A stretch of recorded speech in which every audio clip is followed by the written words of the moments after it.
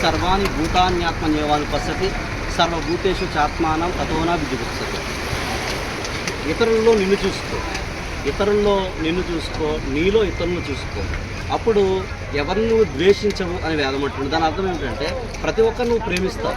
ప్రతి ఒక్కరిని నువ్వు ప్రేమించే తత్వం నీకు అలవాటు పడాలంటే, ప్రతి ఒక్కరిని నువ్వు ప్రేమించాలి అంటే ఇతరుల్లో నిన్ను చూసుకో, నీలో ఇతరులను చూసుకో.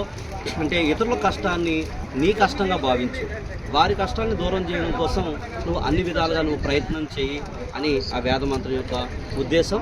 మరి ఇక్కడ మనం రావడానికి మనం ప్రధానంగా గుడ్ వర్క్ సొసైటీ వాళ్ళు మనల్ని ఇక్కడ పిలిచారు.